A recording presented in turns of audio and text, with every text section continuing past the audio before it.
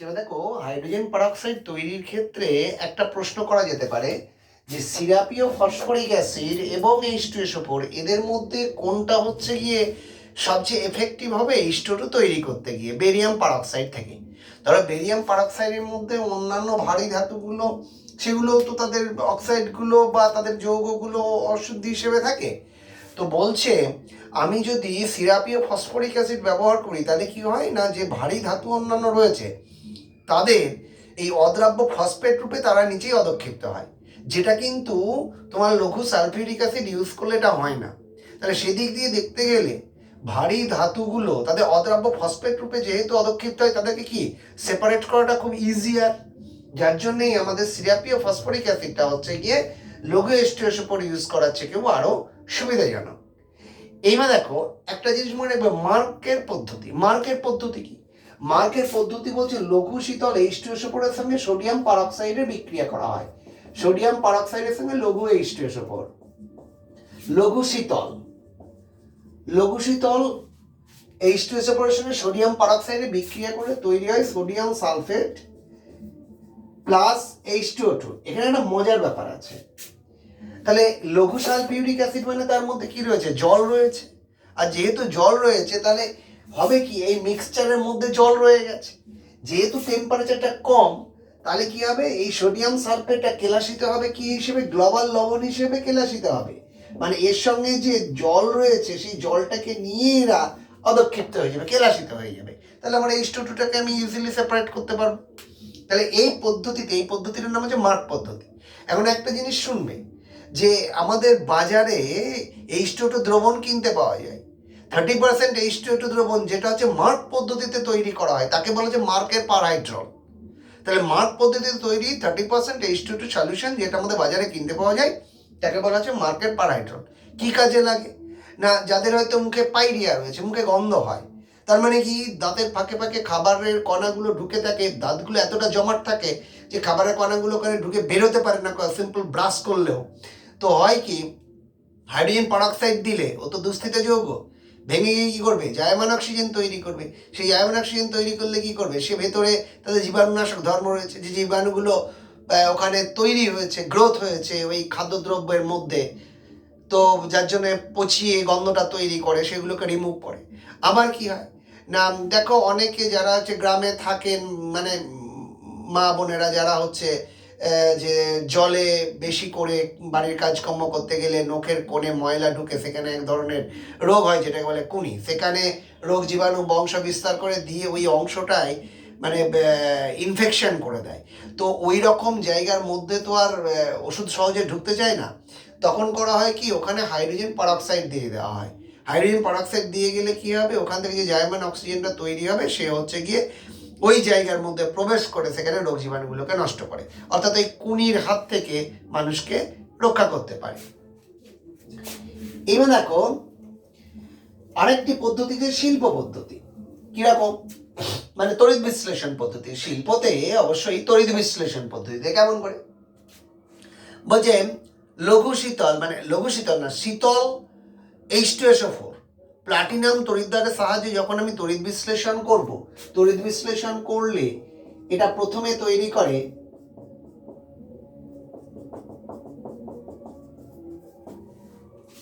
H+ এবং HSO4 minus. অ্যানোডে কে যাবে HSO4, দুটো HSO4 মাইনাস, এরা দুটো ইলেকট্রন ছেড়ে দিয়ে H2S2O8 পার ডাইসালফিউরিক অ্যাসিড তৈরি করে, এটা মার্শাল অ্যাসিড। এই মার্শাল অ্যাসিডে তুমি প্রয়োজন মতন যদি জল মেশাও তাহলে তোমার তৈরি হবে H2O2 প্লাস H2SO4।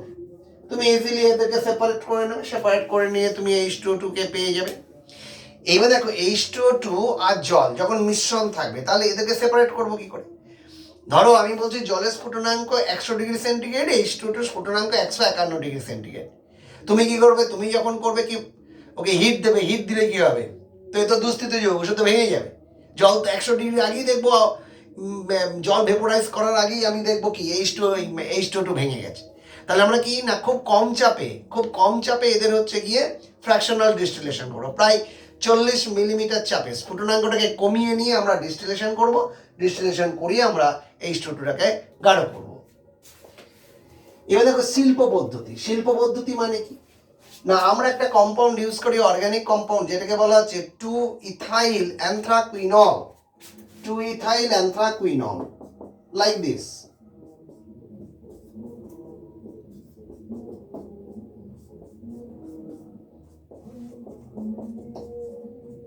এটার নাম 2-ইথাইল অ্যানথ্রাকুইনল। এটাকে আমরা বায়ু দ্বারা জারণ করলেই আমরা কি পেয়ে যাব, 2-ইথাইল অ্যানথ্রাকুইনন, এবং তার সঙ্গে হচ্ছে H2O2। আমি একে যদি বায়ু দ্বারা জারিত করি তাহলে পেয়ে যাব 2-ইথাইল অ্যানথ্রাকুইনন এবং তার সঙ্গে H2O2 পেয়ে যাব, প্লাস H2O2। এইবার মজার ব্যাপারটা হচ্ছে কি, এই মিশ্রণের মধ্যে আমরা H2O2টাকে কি করব না, এর সঙ্গে আয়নমুক্ত জল দিয়ে H2O2 দ্রবণটাকে সেপারেট করব। সেপারেট করে ওই 40 মিমি চাপে অনুপ্রেস পাতন করে H2O2টাকে কালেক্ট করব। এর একটা সুবিধা হলো কি না, এই যে 2-ইথাইল অ্যানথ্রাকুইনন যেটা পাওয়া গেল, এই 2-ইথাইল অ্যানথ্রাকুইননকে তুমি যদি প্যালাডিয়াম হাইড্রোজেনের উপস্থিতি যদি হিট করো, অর্থাৎ অন্তর্ধিতি ঘটালেই প্যালাডিয়াম হাইড্রোজেন দিয়ে হিট যদি করো, তাহলে অবশ্যই এটা চেঞ্জ হয়ে গিয়ে 2-ইথাইল অ্যানথ্রাকুইনলে পরিণত হয়ে যাবে। তাহলে এইভাবে আমরা কি করব, এইভাবে আমরা হচ্ছে গিয়ে শিল্প পদ্ধতিতে H2O2 তৈরি করব। এবার দেখো H2O2 ধর্মগুলো, H2O2 কতগুলো ধর্ম আছে। প্রথম কথা ধর্ম হচ্ছে এর অ্যাসিডিক ধর্ম। কিরকম, তুমি যদি H2O2 এর সঙ্গে NaOH এর বিক্রিয়া করো তাহলে তৈরি করবে sodium peroxide Na2O2 plus 2H2O। তাহলে দেখো ক্ষারের সঙ্গে বিক্রিয়া করে যখন জল তৈরি করছে তার সঙ্গে আরেকটা যৌগ তৈরি করছে, অবশ্যই এর অ্যানায়নিক পোর্শন হচ্ছে হাইড্রোজেনগুলো ধাতু দ্বারা প্রতিস্থাপিত হয়ে গেছে, সুতরাং এটাকে লবণ বললেও আমি বলতে পারি। তাহলে যারা ক্ষারের সঙ্গে বিক্রিয়া করে লবণ এবং জল তৈরি করে তারা কি অবভিয়াসলি হচ্ছে কি অ্যাসিড, যার জন্য H2O2 কি হিসেবে কাজ করছে, অ্যাসিড হিসেবে কাজ করছে। নাম্বার 2 বলছে এর পাওয়ার অক্সিডাইজিং ধর্ম। পাওয়ার অক্সিডাইজিং ধর্ম কি, পাওয়ার অক্সিডাইজিং ধর্ম মানে হচ্ছে পারঅক্সাইড তৈরি করে। যেমন ধরো H2O2 কস্টিক সোডার সঙ্গে বিক্রিয়া করে এই যে পারঅক্সাইডটা তৈরি করছে বলে বলবো এর পাওয়ার অক্সিডাইজিং ধর্ম। ঠিক তেমন ধরো H2O2 এর সঙ্গে যদি BaOH হল টুয়াইস, এটাও তো ক্ষার, বিক্রিয়া করলে BaO2 প্লাস জল তৈরি করে, যেহেতু পারঅক্সাইড তৈরি করছে যার জন্য আমি বলবো এর পাওয়ার অক্সিডাইজিং ধর্ম রয়েছে। এরপরে দেখো বলছে H2O2 জারণ ধর্ম আছে। জারণ ধর্ম আছে মানে কি, অন্যকে জারিত করে। দিয়ে এই প্রসঙ্গে আরেকটা প্রশ্ন আসে যে পুরনো তৈলচিত্র যেটা অয়েল পেন্টিং, বহুদিনের আমলের অয়েল পেন্টিং যেটা হচ্ছে কি কালো হয়ে গেছে, তো সেই অয়েল পেন্টিংকে পরিষ্কার করতে আমরা কাকে ইউজ করি, হাইড্রোজেন পারঅক্সাইড। কেন ইউজ করি সেইটার যা উত্তর, এবং যদি বলে দেখাও যে H2O2 জারক হিসেবে কাজ করে, তার উত্তর একই। কিরকম, ধরো অয়েল পেন্টিংটা কি দিয়ে, লেড দিয়ে আঁকা হয়, দীর্ঘদিন ধরে রয়েছে, তাহলে বাতাসের H2S এর সঙ্গে রিয়াকশন করেছে, তাহলে Pb প্লাস H2S রিয়াকশন করে তৈরি করছে PbS প্লাস H2। তাহলে এই যে PbS এটা কি কালো, তাহলে যে চিত্রটা তৈরি করা হয়েছিল সেটা বিবর্ণ হয়ে গেছে, তাহলে পরিষ্কার বোঝা যাচ্ছে না। তখন কি করে পরিষ্কার করবে, কিচ্ছু না, একটা তুলোর মধ্যে H2O2 সলিউশন নিয়ে ওর ওপরে পলিশ করতে থাকবে, অটোমেটিক্যালি তোমার কালোগুলো সাদা হয়ে যাবে, রিমুভ হয়ে যাবে মানে সাদা হয়ে যাবে। কেন, এই যে PbS প্লাস 4H2O2 তৈরি করে PbSO4, এটা যে সাদা প্লাস 2H2O, এটা সাদা হয়ে গেল। এইবার দেখো জারণ ধর্মটা ব্যাখ্যা করবো কিভাবে না, এখানে জারণ সংখ্যা -1, এখানে -2, তারপরে কি হচ্ছে, এর বিজারণ ঘটছে। তাহলে যার বিজারণ ঘটে সে কে, জারক, যার বিজারণ ঘটে সে জারক। সুতরাং আমাকে যদি বলা হয় পুরানো তৈলচিত্রকে মানে বিবর্ণ তৈলচিত্রকে পুনরুদ্ধার করতে, তার রংটাকে মানে সেই তৈলচিত্রটাকে পুনরুদ্ধার করতে H2O2 ইউজ করা হয়, এবং জারণ ধর্ম দেখাতে গেলেও এইটা ইউজ করবে। এরপরে দেখো আরেকটা প্রশ্ন আসে যে দেখাও H2O2 বিজারণ ধর্ম রয়েছে। বিজারণ ধর্ম মানে অন্যকে নিজে জারিত হবে, অন্যকে বিজারিত করবে। বা এর সঙ্গে প্রশ্ন এটা ঘুরিয়ে আমি করতে পারি, আম্লিক KMnO4 দ্রবণে H2O2 চালনা করলে কি ঘটে। তাহলে দেখো 2KMnO4 plus 3H2SO4 plus 5H2O2 obviously কি তৈরি করে? এটা বেগুনি রং, তো বেগুনি বর্ণ, বেগুনি বর্ণটা বর্ণহীন হবে। তৈরি হয় K2SO4 plus 2MnSO4 plus 8H2O plus 5O2, right? আমাকে দেখাতে হবে কি না H2O2 হচ্ছে কি বিজারক, তার মানে কি এখানে -1 থেকে এখানে 0 হচ্ছে, তার মানে কি হচ্ছে এর জারণ ঘটছে, এটা জারণ। তাহলে যার জারণ ঘটে সে কে হয়? বিজারক, যার জন্য H2O2 বিজারক। তুমি বলবে স্যার এটা কি রকম হলো? একই জিনিস একসঙ্গে জারক বিজারক দুই হিসেবে আচরণ করছে, কেন করছে? কারণটা শোনো। কারণটা হচ্ছে এইটা যে H2O2 অত্যন্ত দুস্থিত যৌগ। সে করে কি না, সে খুব সহজেই তোমার হচ্ছে গিয়ে জল এবং অক্সিজেনে পরিণত হয়। দুস্থিত যৌগ তো খুব সহজেই ভেঙে জল এবং অক্সিজেনে পরিণত হয়ে যায়। তার মানে দেখো এর -1 থেকে যদি এখানে -2 ধরো, আবার এখানে -1 থেকে 0 ধরো, তাহলে এইখানটা যদি দেখা হয় তাহলে এখানে কি এটা বিজারণ, সুতরাং এই হচ্ছে জারক। আবার দেখো এখান থেকে যখন এখানে যাচ্ছে তার মানে কি জারণ, তার মানে কি বিজারক। তার মানে H2O2 একই সঙ্গে একবার জারক এবং বিজারক এই দুই হিসেবেই আচরণ করতে পারে। এবার বলছে যে আরেকজন আছে, সেও হচ্ছে ধরো ওজন, সেও তীব্র জারক, আর বলছে যে সেদিক দিয়ে দেখাতে গেলে H2O2 আর ওজন কে বেশি জারক। বলছে একটা এক্সাম্পল আমি ইউজ করতে পারি, সেটা হচ্ছে ওজনের সঙ্গে যদি H2O2 রিয়াকশন করায়, তাহলে H2O2 প্লাস হচ্ছে গিয়ে ওজন রিয়াকশন করলে তৈরি হয় H2O প্লাস 2O2। এখন এই যে এইখান থেকে O2টা এসছে আর এখান থেকে এইটা এসছে, তার মানে কি হচ্ছে খেয়াল করে দেখো, এখানে -1 থেকে এখানে 0 হচ্ছে, আর এখানে কি 0 থেকে -2, কারণ এ অক্সিজেন সাপ্লাই করেছে এখানে। তাহলে দেখো এর কি ঘটেছে, এর হচ্ছে কি বিজারণ, এর বিজারণ জারক, আর এর কি এর জারণ, এ বিজারক। সুতরাং আমাকে যদি বলতে হয় H2O2 এবং O3 এই দুজনের মধ্যে কে বেশি জারক, অবভিয়াসলি তুমি বলবে কি ওজন হচ্ছে বেশি জারক। এইবার দেখো H2O2 বিরঞ্জন ধর্ম আছে। বিরঞ্জন ধর্ম কি? বিরঞ্জন ধর্ম মানে হচ্ছে রঙিন জৈব যৌগকে H2O2 কি করবে, বর্ণহীনে কনভার্ট করবে। কিরকম দেখো, ধরো কারণটা কি? কারণটা হচ্ছে মানে ওই যে মানে সিল্কের যে সমস্ত কালার্ড যে সিল্কের যে জিনিসগুলো রয়েছে, তাকে তুমি যদি H2O2 স্প্রে করো তাহলে কিন্তু সেটা বর্ণটা বর্ণহীন হয়ে যাবে। কেন না H2O2 অত্যন্ত দুস্থিত যৌগ, ভেঙে গিয়ে জল তৈরি করে, তার সঙ্গে জায়মান অক্সিজেন। এই যে জায়মান অক্সিজেন, সেই জায়মান অক্সিজেন কি করবে, জারণ দ্বারা রঙিন জৈব যৌগকে বিরঞ্জিত করে। জারণ দ্বারা রঙিন জৈব যৌগ, তাহলে এটা রঙিন জৈব যৌগ। কিন্তু মনে রাখবে কোনো ইনঅর্গানিক কম্পাউন্ডকে এরা হচ্ছে গিয়ে বিরঞ্জিত করতে পারে না, কোনো ইনঅর্গানিক কম্পাউন্ডকে বিরঞ্জিত করতে পারে না। যার জন্য ধরো ছাপার কালি যেগুলো, সেগুলো তো ভূষা কালি দিয়ে তো লেখা থাকে। সুতরাং বইয়ের ওপরে তুমি যদি লেখার ওপরে যদি H2O2 দাও তাহলে কিন্তু লেখাগুলো মুছবে না। যার জন্য হচ্ছে গিয়ে ছাপার কালি টালি এগুলোকে তোমার হচ্ছে গিয়ে এরা বিরঞ্জিত করতে পারে না। এইবার দেখো H2O2 কে চিনতে হবে। H2O2 কে কিভাবে চিনবে না, বলছে আম্লিক মানে মানে তোমার হচ্ছে গিয়ে স্টার্চযুক্ত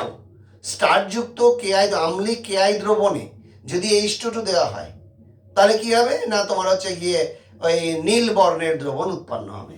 কিরকম, ধরো প্রথমে হচ্ছে কেআই 2KI প্লাস H2O2 দিয়ে রিয়াকশন করে কি তৈরি করবে, আমি আম্লিকটা পরে দেখাচ্ছি। 2KOH plus I2, 2KOH plus I2। এবার যদি আমি HCl দিই তাহলে কি হবে, HCl দিলে তার সঙ্গে রিয়াকশন করে তৈরি করবে 2KCl প্লাস হচ্ছে 2H2O। তারপরে KOH-টা কি হয়ে যাবে না, এটা হচ্ছে গিয়ে কমপ্লিটলি এর সঙ্গে রিয়াকশনটা করে ফেললো। এইবার দেখো এই রিয়াকশনে এই যে আয়োডিনটা তৈরি হয়েছে, সেই আয়োডিনটা কি করছে, সে স্টার্চ এর সঙ্গে খাঁচা যৌগ তৈরি করছে। খাঁচা যৌগ বা ক্লাথ্রেট যৌগ তৈরি করার ফলে দ্রবণটা হচ্ছে নীল বর্ণ তৈরি করছে, নীল বর্ণ। তাহলে এই প্রক্রিয়াতে আমরা H2O2 কে কি করতে পারি, H2O2টাকে আমরা চিনে নিতে পারি। তাহলে H2O2 রিয়াকশনস বা ধর্মগুলো হলো। এবার H2O2কে শনাক্তকরণ হলো। এবার দেখো H2O2 স্ট্রেংথ, যেটা হচ্ছে খুব ইম্পর্টেন্ট। স্ট্রেংথ মানে শক্তি, কোন H2O2টা বেশি শক্তিশালী। তাহলে কার উপর ভিত্তি করে এটা আমরা মাপবো?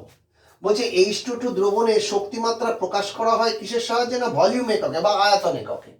ধরো আমি বলছি একটা H2O2 দ্রবণের হচ্ছে 10 ভলিউম, 10 V মানে 10 ভলিউম, কথাটার মানে হলো 1 মিলিলিটার H2O2 দ্রবণ থেকে এসটিপিতে 10 মিলি অক্সিজেন পাওয়া যায়। তাহলে 1 মিলিলিটার H2O2 দ্রবণ থেকে এসটিপিতে 10 মিলিলিটার অক্সিজেন পাওয়া যায়। 10 ভলিউম H2O2 দ্রবণ কথাটার মানেই হলো এটা। আমি যদি 20 ভলিউম বলি, 20 ভলিউম মানে হচ্ছে 1 মিলিলিটার H2O2 দ্রবণ থেকে এসটিপিতে আমরা 20 মিলিলিটার অক্সিজেন পাবো। মানে এই পদ্ধতিতে এদের স্ট্রেংথটাকে নির্ণয় করা হয়। আরেকটা পদ্ধতি আছে যেটা হচ্ছে পার্সেন্টেজ। ধরো আমি বললাম 10% H2O2 দ্রবণ। এখন আমাকে কম্পেয়ার করতে হবে 10 ভলিউম H2O2 দ্রবণ আর 10% H2O2 দ্রবণ, এদের মধ্যে কোনটা বেশি শক্তিশালী। তুমি নিশ্চয়ই বুঝতে পারছো যে 1 মিলিলিটার দ্রবণ থেকে এসটিপিতে যত মিলিলিটার অক্সিজেন পাবে সেটাই ইন্ডিকেট করছে তার স্ট্রেংথ কত হবে। যার ক্ষেত্রে যত বেশি অক্সিজেন আমি পাবো, আমি বলবো তার স্ট্রেংথ হচ্ছে তত বেশি। ধরো আমি বলছি, তোমাকে প্রশ্ন করেছি 10 ভলিউম H2O2 এবং 10% H2O2 কোনটা হচ্ছে গিয়ে বেশি শক্তিশালী। তার মানে বুঝতে হবে 10 ভলিউম H2O2 1 মিলিলিটার নেবো, এসটিপিতে অক্সিজেন পাবো 10 মিলিলিটার। 10% H2O2 দ্রবণের মধ্যে থেকে 1 মিলিলিটার তুলবো, সেখানে এসটিপিতে কত মিলিলিটার অক্সিজেন পাচ্ছি। যদি দেখি 10 মিলিলিটারের থেকে বেশি পাচ্ছি, তাহলে আমি বলবো 10% H2O2 স্ট্রেংথটা বেশি। দেখো, তাহলে আমাকে মূল মাপতে হবে 1 মিলি থেকে এসটিপিতে কত মিলি অক্সিজেন পাওয়া যাবে। আমি 10% H2O2 কথাটার মানে কি? 10% H2O2 কথাটার মানে হলো যে 100 মিলিলিটার দ্রবণে 10 গ্রাম H2O2 আছে, that is weight by volume. তাহলে দ্রবণটার আয়তন হচ্ছে 100 মিলিলিটার, তার মধ্যে H2O2 আছে 10 গ্রাম। এইটা মানেই হলো 10% H2O2। তাহলে আমি এই রকম দ্রবণের কতটা তুলবো? 1 মিলি তুলবো। তাহলে 1 মিলি তুললে তার মধ্যে H2O2 যাবে কত গ্রাম দেখে নিই। তাহলে 1 মিলি দ্রবণ যদি তোলা হয় তাহলে H2O2 যাবে কত গ্রাম? 0.1 গ্রাম। 0.1 গ্রাম H2O2 চলে আসছে, 0.1 গ্রাম H2O2। এখন এই 0.1 গ্রাম H2O2 থেকে আমাকে, তার মানে আমি তুলেছি 1 মিলি, তার মধ্যে অরিজিনালি H2O2 আছে 0.1 গ্রাম। এখান থেকে ভেঙে তৈরি হবে কি? জল এবং অক্সিজেন। হ্যাঁ, জল এবং অক্সিজেন। তাহলে আমি দেখি, হিসেব করি, 2H2O2 equal to 2H2O plus O2। তারপরে এখানে হিসেব যদি করা হয় তাহলে কত হচ্ছে? 2 into 34। এত গ্রাম H2O2 থেকে এসটিপিতে অক্সিজেন পাওয়া যায় কত হচ্ছে? 22,400 মিলিলিটার। কারণ ব্যালেন্সড ইকুয়েশন করতে গেলে সামনে 1 আসে। তাহলে এত গ্রাম H2O2 থেকে এসটিপিতে অক্সিজেন পাওয়া যাচ্ছে 22,400 মিলিলিটার। তা তুমি তুলেছো 1 মিলিলিটার, তার মধ্যে অ্যাকচুয়ালি H2O2 গেছে কত গ্রাম? 0.1 গ্রাম। তাহলে 0.1 গ্রাম H2O2 থেকে এসটিপিতে অক্সিজেন তোমার পাওয়া যাবে কত?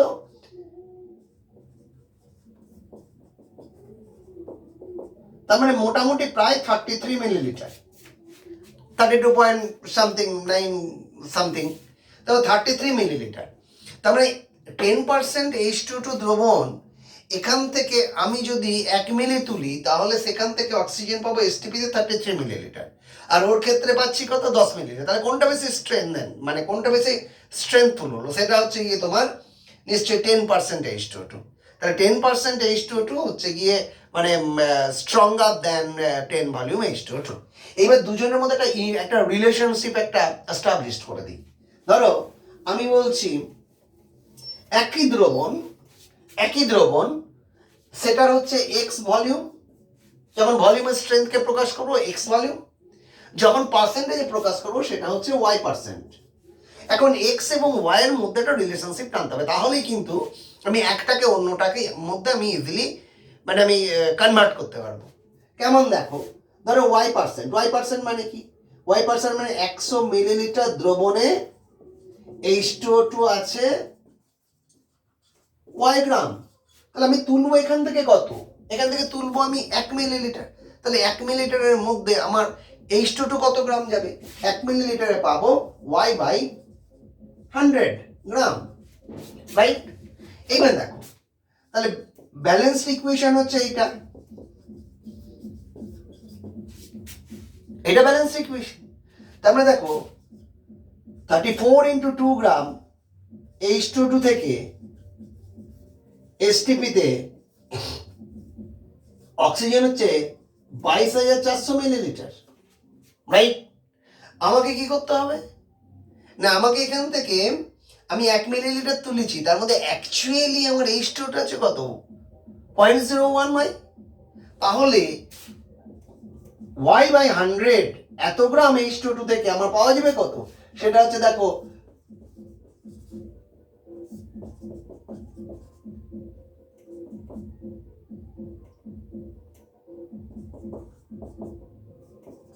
রাইট, এই যেটা পাওয়া যাচ্ছে সেই কি এত মিলিলিটার অক্সিজেন পাওয়া যাচ্ছে এসটিপি থেকে।